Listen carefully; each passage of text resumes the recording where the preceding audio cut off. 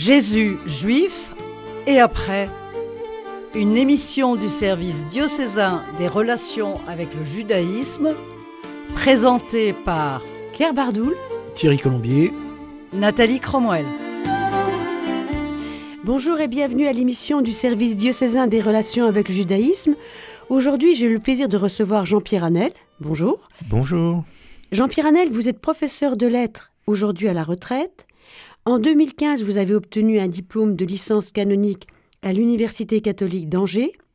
Vous avez soutenu un mémoire de maîtrise sur la déclaration du Concile Vatican II, Nostra Aetate, le paragraphe 4, qui concerne la relation juif-chrétien. Avec votre épouse, vous êtes membre de la JCF, c'est-à-dire de l'Amitié judéo-chrétienne de France, à Nantes. Et vous êtes déjà venu à cette antenne nous parler du philosémitisme chrétien. Alors, je renvoie les auditeurs au podcast de cette émission, mais est-ce que vous pouvez rapidement nous donner une brève définition de ce qu'il faut entendre par là ? Alors, je ferai vraiment une brève définition. En fait, il y a deux philosémitismes qu'on peut séparer.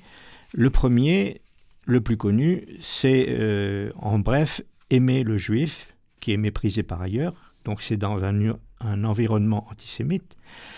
Cheminer avec lui, mais vers la conversion, considéré comme un accomplissement de son judaïsme. Le deuxième philosémitisme, plus intéressant peut-être pour nous, qui sommes près de Nostra Aetate, c'est dépasser la théologie dite de la substitution, qui disqualifie le judaïsme dans la mesure où le vrai Israël serait seulement l'Église, et accueillir le juif, mais cette fois-ci dans sa différence, qu'on peut considérer comme providentiel et qui est donc un mystère. D'accord. Alors, dans une deuxième émission, vous aviez évoqué le philosophe chrétien Jacques Maritain, qui s'inscrit dans ce courant philosémite catholique et apporte sa contribution à une certaine évolution du regard chrétien sur Israël, puisque déjà, il percevait Israël comme un corps mystique, au même titre que l'Église, engagé avec l'Église au service de l'accomplissement de l'histoire, et plutôt que de conversion, ce qui était quand même assez novateur, il parlait de plénitude d'Israël à la fin des temps, précédée d'une réconciliation entre juifs et chrétiens. Alors, aujourd'hui, vous allez nous parler de quelqu'un beaucoup moins célèbre que Jacques Maritain, Paul Demann, qui a été l'artisan après la Seconde Guerre mondiale d'une nouvelle approche catholique du peuple juif et du mystère d'Israël. Alors, la première question que je vais vous poser, c'est quelles étaient les origines de Paul Demann ? Alors, Paul Demann était un Hongrois. Il avait une qualité très rare, mais qui se retournait peut-être contre lui à un moment, on le verra. Il était extrêmement discret, dit Olivier Rota, qui est un spécialiste du philosémitisme catholique et qui est un professeur et chercheur de l'université d'Arras. Un autre témoignage, il était d'une modestie confondante. C'est son ami Menahem Massina, qui est chercheur lui aussi, et qui le dit. Paul Demann était polyglotte. On pourrait dire que, en tant que juif d'Europe centrale, c'est un fait courant.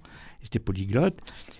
Et il était aussi amateur de langues anciennes, plus qu'amateur, puisqu'il était spécialiste d'hébreu. Alors, il est né à Budapest en 1912, dans une famille juive assimilée.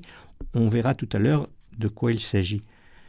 Avant la guerre, et donc l'occupation de la Hongrie, il a fait des études d'architecture et il devait être un architecte de talent. Sa famille, par contre, pendant la guerre, subit de plein fouet la tourmente de la Shoah. Sa mère est déportée, exterminé à Auschwitz, et son frère, il est engagé dans les combats de sa nation, et il est tué en 1943. Donc il y a du deuil dans l'histoire de Paul Demann. Paul Demann prétendait n'avoir pas souffert de l'antisémitisme avant la guerre. Il a pu, hélas, comparer l'antisémitisme polonais et roumain, et il pensait que les Hongrois étaient moins féroces avec les Juifs. Avait été quelque peu épargné davantage. Voilà. Oui. Alors, né dans une famille de Juifs assimilés, Il est baptisé le 26 avril 1934 dans la chapelle de Notre-Dame, de la congrégation de Notre-Dame de Sion à Budapest, puis confirmé au même endroit en 1937. Alors vous allez nous expliquer un petit peu ce qu'il faut entendre par des juifs assimilés et qu'est-ce que c'est que cette congrégation Notre-Dame de Sion? Alors, les juifs assimilés sont ceux qui ont été un peu grisés par l'obtention de la citoyenneté après tout le travail de Napoléon, par exemple, dans toute l'Europe. Et ils en ont profité pour ceux qui n'étaient pas près de la synagogue, près de leur rabbin, de s'en éloigner. Et beaucoup ont considéré d'ailleurs que le judaïsme, même de la synagogue, était devenu un judaïsme séculier. Donc ils sont nombreux à revenir vers Dieu, mais par une conversion au christianisme, parce que l'attrait du catholicisme dominant était très fort en Hongrie. Bon, alors pour lui, c'est la lecture des évangiles qu'il fait d'une manière tout à fait personnelle au début des années 30, qui l'attire vraiment et qui l'amène à s'intéresser au christianisme. Donc ce ne sont pas les sœurs de Notre-Dame de Sion qui viennent à lui, c'est lui qui va vers elles parce qu'il considère qu'elles sont là pour l'aider. Donc, alors, parce qu'il faut peut-être le dire, la congrégation de Notre-Dame de Sion, c'est une congrégation qui a été fondée par les frères Ratisbonne, Théodore et Alphonse, eux-mêmes convertis, et qui s'est donné comme mission la conversion des Juifs, c'est ça, qui s'occupait des Juifs qui voulaient se convertir ou qui étaient convertis. Oui, et ce qui est extraordinaire avec la congrégation, c'est qu'ils sont vraiment tournés vers les Juifs par amour. Oui. Par amour. Très important, effectivement, oui. Alors, en septembre 1937, donc juste après sa confirmation, il quitte Budapest pour s'installer en Belgique, à Louvain. Oui, alors à Louvain, il va là rejoindre la communauté des Pères de Sion. Oui. Et Louvain étant une grande université d'études de sciences religieuses, il va recevoir pendant 7 ans une solide formation théologique dans un scholastica jésuite. Donc sa formation est excellente et il a été un très bon jeune théologien. D'accord. Alors on peut presque dire que son ADN juif, son goût de l'étude se manifeste en cela. Oui, tout à fait. Tout à fait. Il est à l'aise dans l'étude. Dans l'étude. Alors, le 15 septembre 1942, donc en pleine guerre, en période d'occupation de la Belgique, il prononce ses vœux perpétuels dans la communauté de Sion. Et il est en 1944, donc à la fin de la guerre, il est ordonné prêtre. Et en 1945, il entreprend une thèse de théologie, c'est cela? Alors, en 1945, il a d'abord sa licence de théologie. Oui. Alors, sa licence de théologie, c'est important parce que ça lui permet désormais d'enseigner s'il reste dans sa congrégation ou s'il rentre dans une université. Mais quand on a une bonne appréciation à la licence de théologie, s'ouvre automatiquement le doctorat. Oui, des études plus approfondies encore. Et c'est ce qu'il va faire, lui? Alors, il veut absolument passer un doctorat et il a tout de suite l'idée de s'intéresser au chapitre 9-11 de l'épître de Paul aux Romains. Et cet épître de Paul, on va le retrouver dans Nostra Aetate. Oui. Quelques extraits. Alors, pouvez-nous en dire un petit mot? Pourquoi est-ce que cela l'intéresse, ce sujet, lui? Alors, parce que l'épître de Paul aux Romains est un concentré théologique. Et on parle même d'un traité théologique de la part de saint Paul. Mais particulièrement dans les chapitres 9 à 11, on s'intéresse aux Juifs. Et on s'adresse aux Juifs convertis de Rome, qui savent quel est le chemin qu'il faut faire du judaïsme au christianisme. Et il va leur parler, parce qu'ils risquent de l'oublier, de la persistance des promesses divines d'Israël, de l'Israël de la loi, et poser le problème aussi de l'entrée des païens dans le salut par la foi. Donc il y aurait une sorte d'impossibilité de passer de la loi à la foi, et il fallait faire un choix clair. Que se passerait-il des Juifs qui n'ont pas fait le saut vers le christianisme? Et l'idée est qu'on a peut-être mal interprété quelquefois. Alors, on l'a mal interprété, même ce chapitre-là qui nous paraît clair aujourd'hui, parce que Nostra Aetate et le Concile du Vatican II a utilisé beaucoup Saint Paul pour ce rapprochement avec les Juifs, les théologiens, avant Nostra Aetate, ne regardaient pas ce chapitre pour ce qu'il y avait de fort dans ce sujet. Oui, d'accord. Ils le regardaient pour autre chose. Donc c'est déjà une intuition, finalement, qu'ils oui, les choisissent. Oui, il y a l'intuition qu'il y a quelque chose dedans. Voilà. Mais il faut dire que ces chapitres 9 à 11 ont intéressé beaucoup de monde dans la chrétienté, mais on n'avait pas jusque-là trouvé le moyen de pouvoir ensuite se rapprocher des Juifs grâce à Saint Paul. D'accord. C'était plutôt une division, on interprétait mal des problèmes. Voilà, on l'interprétait mal, donc pas en faveur des Juifs. Pas en faveur des Juifs, voilà. Oui. Alors, il va ensuite, pendant qu'il mène à la fois ce travail d'études très approfondi, c'est aussi un homme actif, c'est un homme de l'action. Et pendant l'occupation à Louvain, il s'est investi dans le sauvetage des Juifs. C'est l'occasion de la guerre aussi d'approcher des Juifs, puisque finalement, il n'en approchait plus tellement, peut-être. C'est vrai qu'il a essayé, puisque la période était terrible, de rencontrer les Juifs, de se préoccuper de leur drame. Et il a même sauvé physiquement des Juifs à Anvers et à Bruxelles. Oui. Donc il s'agit vraiment d'un homme d'action. Oui, et plein d'humanité aussi. Et plein d'humanité. Oui, pas seulement quelqu'un qui ne serait que dans les études ou dans la théorie. Voilà. Il est aussi sur le terrain. Et qui souffre du mal juif dans sa famille, on en sait quelque chose. Oui, il l'a expérimenté, oui, effectivement, si on peut le dire, dans sa chair. Alors, au contact des étudiants et des séminaristes chrétiens dans diverses institutions, il a pris conscience aussi de l'antijudaïsme. Sa réflexion s'approfondit au contact de ces juifs qu'il côtoie pendant la guerre. Oui, et surtout, il s'aperçoit bien que l'antijudaïsme théologique, si on fait une différence avec l'antisémitisme, eh bien, il voit que l'antijudaïsme est quasiment abandonné en faveur de l'antisémitisme et du pire, c'est-à-dire l'antisémitisme racial des nazi. Oui. Voilà. Et il s'en inquiète beaucoup. Oui, c'est pour lui un sujet d'inquiétude. Alors, sa réflexion va s'approfondir parce que il dit que de la guerre, il a retenu un enseignement important. Je vous laisse le citer. Il dit, il faut savoir... Oui, alors je le cite, je ne le commente pas.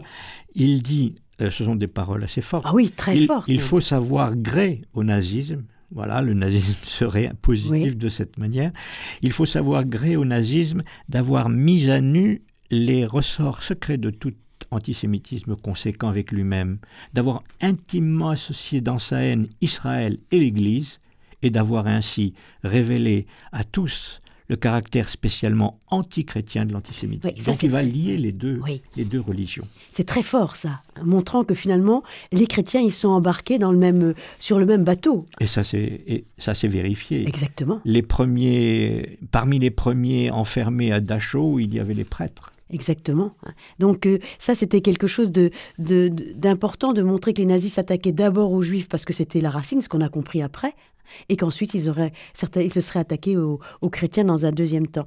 Alors je rappelle aux auditeurs qui suivent l'émission du service diocésain des relations avec le judaïsme et qu'avec Jean-Pierre Hanel, nous évoquons la figure de Paul Demann, un juif d'origine hongroise qui a fait évoluer le regard de l'Église sur les juifs et le judaïsme dans la guerre, pendant la guerre déjà, et après la Seconde Guerre. Alors, après la Seconde Guerre mondiale, il a participé à un événement très important qui n'est pas forcément très connu du grand public, qui est la conférence internationale de Silisberg, en Suisse, qui s'est déroulée du 30 juillet au 5 août 1947. Alors, qu'est-ce que c'était que cette conférence ? Alors, à l'initiative d'une association britannique, le Council of Christians and Jews, elle réunit des personnalités juives et chrétiennes qui sont véritablement bouleversées par la tragédie de la Shoah et qui s'inquiètent du silence du Vatican. Elle a permis, cette conférence, d'étudier non seulement les causes de l'antijudaïsme et de l'antisémitisme chrétien, mais aussi des remèdes peut-être pour faire que cet antisémitisme ne subsiste pas. Oui, il y a un appel lancé aux églises enjoignant aux chrétiens de rester fidèles au message de Jésus-Christ sur la miséricorde de Dieu et l'amour du prochain, de les ramener à l'évangile en quelque sorte. Oui, et dans cet amour du prochain, il faut sous-entendre l'amour de ce prochain que vous méprisez, qui est le juif. Et qui est presque le plus proche de vous, Exactement, finalement. On le verra, oui, ensuite dans sa démarche. Il faut préciser que c'est une conférence internationale. Il y a des représentants de nombreux pays. On peut dire qu'il y a donc l'Angleterre, oui. évidemment, des Américains, oui. des Canadiens et beaucoup de Français. Et beaucoup de Français. Oui. Alors, elle a débouché sur une publication qui est quand même assez marquante. On a parlé des 10 points de Silisberg. De quoi s'agissait-il exactement ? Ce sont les fondements sur lesquels doit se bâtir le dialogue judéo-chrétien d'après-guerre. Mais alors, ces 10 points, ils ont été formulés par une commission spéciale de travail dans laquelle se trouvait Paul Demann, c'est ça ? Oui, alors Paul Demann se trouvait dans une des commissions, qui était la 3e commission, mais ce qu'il faut dire d'abord, évidemment, c'est que cette conférence de Silisberg avait reçu de la part de Jules Isaac, un grand historien juif, qui avait beaucoup souffert pendant la guerre de la disparition de sa femme et de sa fille, de son fils aussi, mais qui avait réussi à s'évader. Alors que sa femme et sa fille sont mortes toutes les deux en déportation. Elles sont mortes en déportation à Auschwitz, comme la maman de Paul Demann.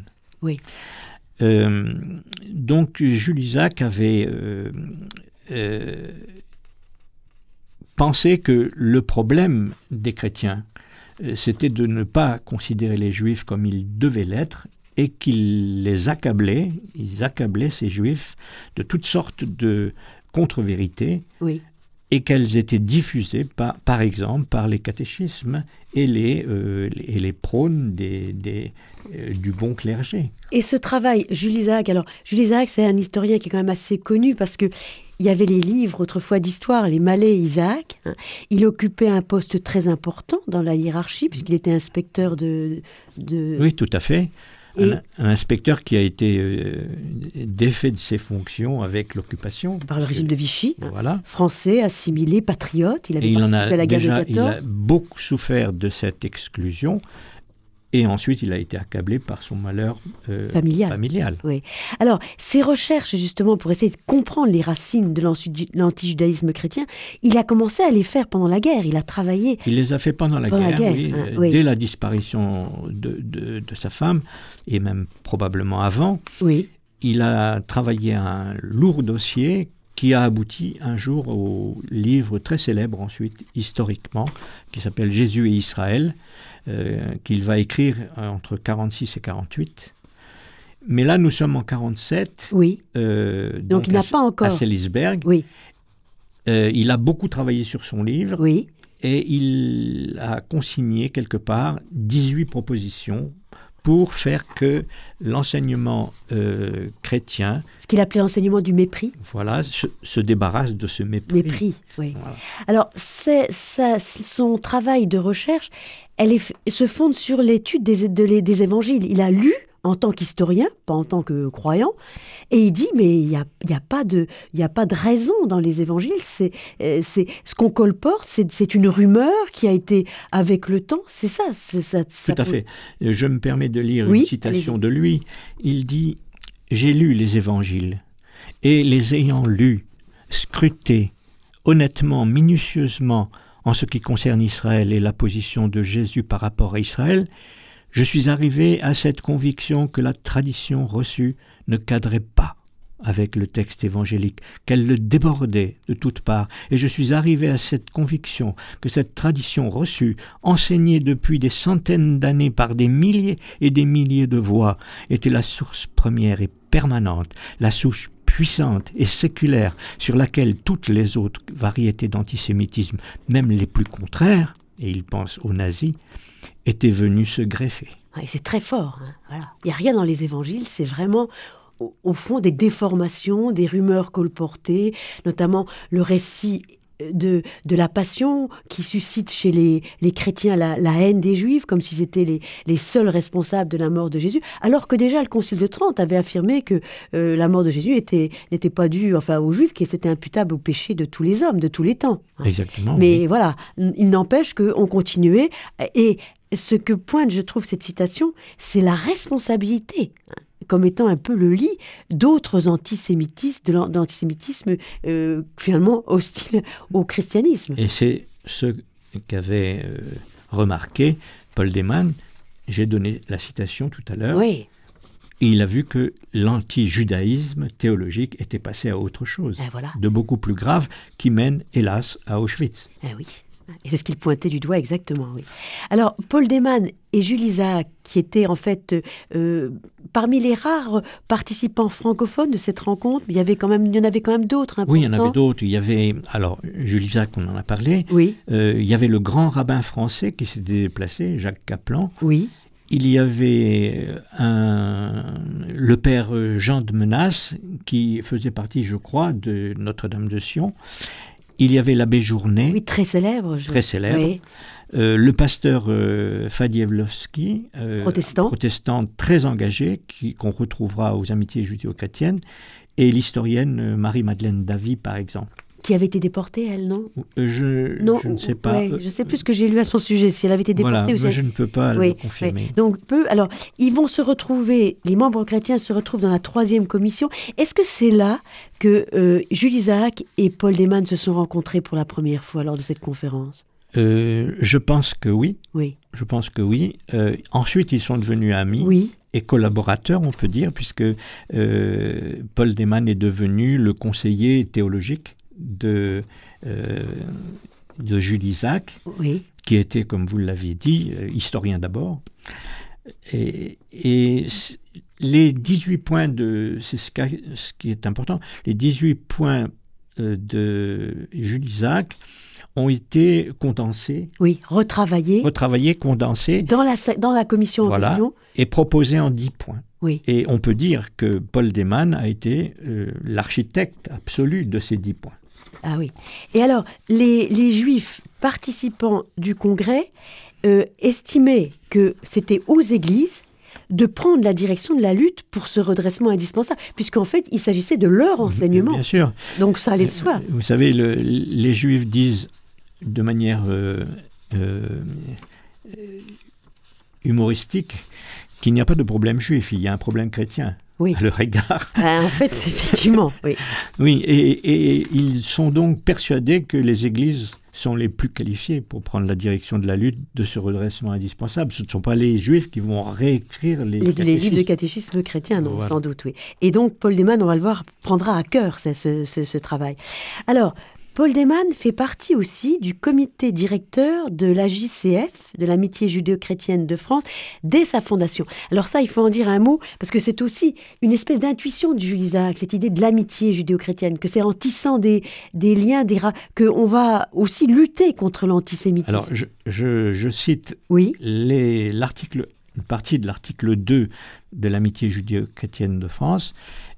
Et le texte vient de Jules Isaac. Alors juste une petite précision. Elle est née dans la continuité de Silisberg ? Exactement, dans la continuité de Silisberg. D'accord. Jules Isaac a pensé qu'il fallait faire un travail historique. Il l'avait fait. Il fallait le promouvoir. Il laissait aux chrétiens le soin de le faire. Mais il fallait aussi agir. Ouais, d'accord. Alors, voilà l'article 2, en partie.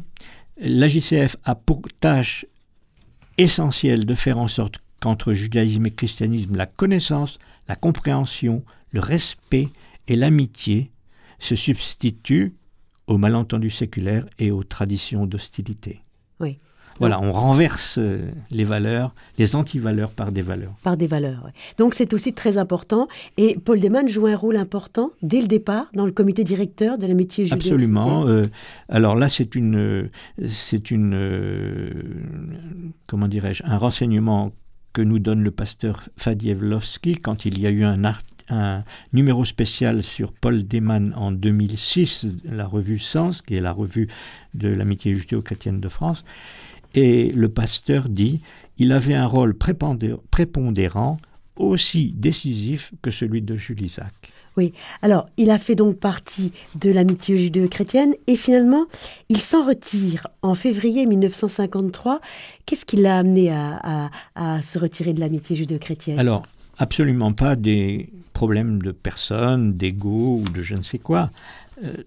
Il a considéré seulement que les amitiés judéo-chrétiennes étaient un lieu de contact et d'amitié, et en cela c'était nécessaire, oui. Mais, dit-il, cela ne va pas plus loin. Alors que lui voulait approfondir la question théologique ? Je pense qu'à cette époque, dès 1948, il a en tête, parce qu'il est en train de travailler à sa thèse, oui. quelque chose d'autre que simplement être l'ami des Juifs, oui. mais donner aux chrétiens des raisons théologiques de voir que se rattacher au peuple juif est urgent parce que les racines nous appellent et que la relation entre Israël et l'Église est, je dirais, essentiel, de l'ordre de la substance. De la substance, oui. Alors malheureusement, nous arrivons déjà au terme de cette première émission. Donc, on a vu déjà une petite idée de qui est Paul Demann, de ses origines, de sa formation, de ses intuitions. Nous poursuivrons la découverte de ses intuitions théologiques dans une prochaine émission où on va approfondir son approche renouvelée des Juifs et du judaïsme. Donc vous avez suivi l'émission du service diocésain des relations avec le judaïsme avec Jean-Pierre Hanel sur Paul Demann. Merci à Tanguy qui était à la technique.